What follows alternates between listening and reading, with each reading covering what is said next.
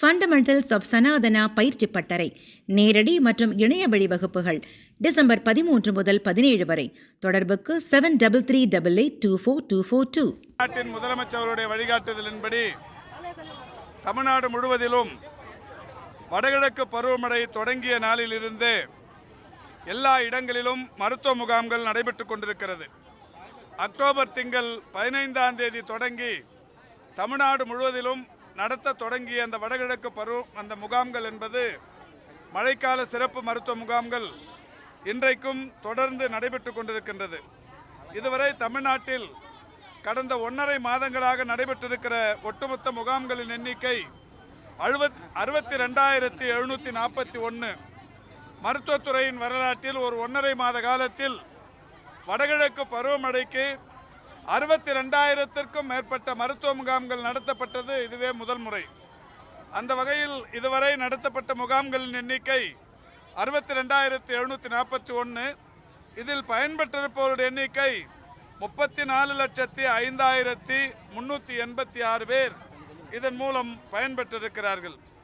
அந்த வகையில் மாண்புமிகு தமிழ்நாட்டின் முதலமைச்சருடைய வழிகாட்டுதலோடு இந்த பெஞ்சல் புயல் அதனுடைய பாதிப்புக்கு பிறகு சென்னை, செங்கல்பட்டு, கடலூர், கள்ளக்குறிச்சி, காஞ்சிபுரம், திருவள்ளூர், விழுப்புரம், ராணிப்பேட்டை, திருவண்ணாமலை, வேலூர், திருப்பத்தூர், தர்மபுரி, கிருஷ்ணகிரி, கோவை, நீலகிரி ஆகிய பகுதிகளில் சிறப்பு முகாம்கள் நடத்த தொடங்கப்பட்டது.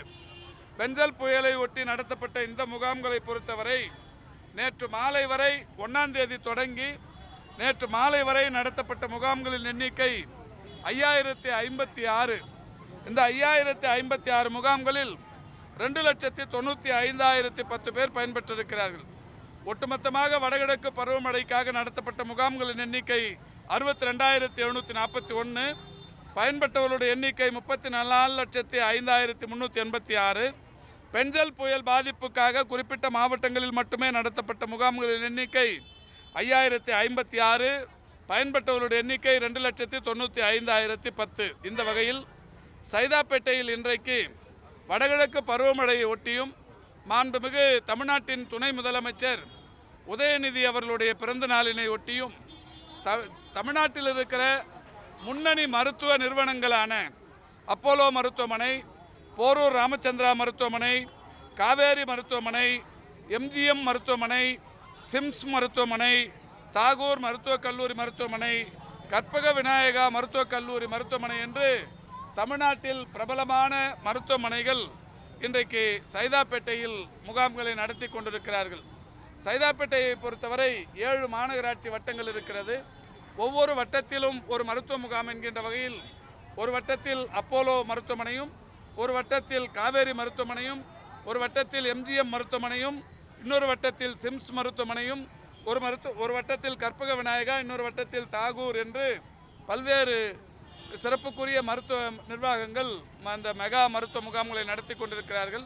இந்த முகாம்களை பொறுத்தவரை எல்லா முகாம்களிலும் இசிஜி, எக்ஸ்ரே, அதேபோல் அல்ட்ராசவுண்ட் போன்ற பல்வேறு வசதிகளும் கூட செய்யப்பட்டிருக்கிறது. அனைத்து முகாம்களிலும் இன்றைக்கு ஒவ்வொரு முகாமிலும் காலையிலேயே நூற்றுக்கணக்கானவர்கள் ஒவ்வொரு முகாமிலும் இன்றைக்கு பயன்பெற தொடங்கி இருக்கிறார்கள்.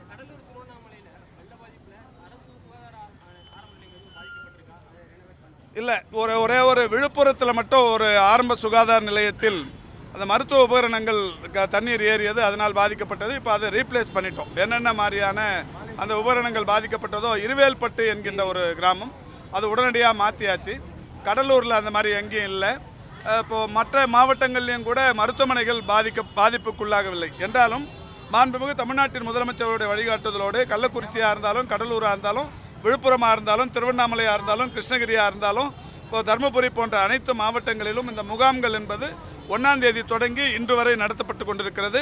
இன்னமும் ஒரு 10 நாட்கள் இந்த டிசம்பர் முடிய மருத்துவ முகாம்கள் என்பது தமிழ்நாடு முழுவதும் நடத்தப்படும். அது மட்டும் இல்லை, டிசம்பரோடு அதோட முடிகிறது கூட இல்லை, அதுக்கும் பிறகும் கூட இப்போ ஜனவரி வந்துட்டாலும் கூட எங்கேயாவது ஒரு கிராமத்தில் அல்லது ஒரு தெருவில் ஒன்றுக்கும் மேற்பட்ட காய்ச்சல் பாதிப்புகள் இருக்குமானால் அந்த பகுதிகளில் முகாம்கள் நடத்துவது என்பதை தொடர் வாடிக்கையாகவே கொண்டிருக்கிறோம்.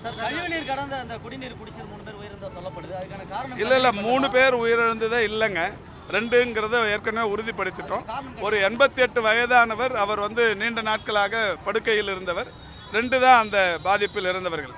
இப்போ அதுக்கான அந்த மாதிரிகளை கிங் இன்ஸ்டியூட்டில் கொடுத்துருக்கு. கிங் இன்ஸ்டியூட்டை பொறுத்த வரைக்கும் இப்போ தொடக்கத்தில் என்ன சொல்லியிருக்கிறாங்கன்னா, விப்ரியோ காலரே அப்படிங்கிற ஒரு கிருமி இருந்தால் அது காலரா பாதிப்புக்குள்ள கிருமி, அது இல்லைங்கிறது இப்போ தொடக்க நிலையிலேயே உறுதிப்படுத்தி இருக்கிறார்கள்.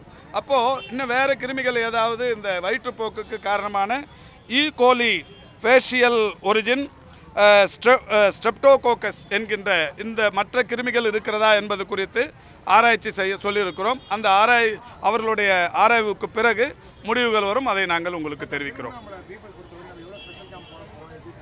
இல்லை, இப்போ அங்கே மிக சிறப்பாக நம்முடைய மாண்புமிகு பொதுப்பணித்துறை அமைச்சர் அவர்கள், இந்து அறநிலைய சமத்துறை அமைச்சர் அவர்கள், தமிழ்நாட்டின் துணை சபாநாயகர் உள்ளிட்டவர்களுடனான ஒரு கூட்டம் நடத்தப்பட்டு பாதுகாப்புடன் அந்த தீபம் திருவிழாவை நடத்துவது குறித்து கலந்து ஆலோசனை நடத்தியிருக்கிறார்கள்.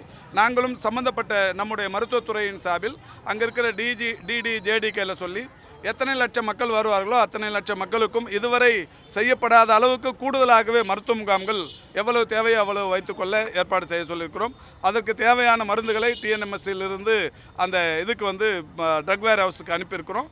தேவையானதை பெற்று எவ்வளோ முகாம்கள் நடத்த முடியுமோ நடத்த சொல்லியிருக்கிறோம்.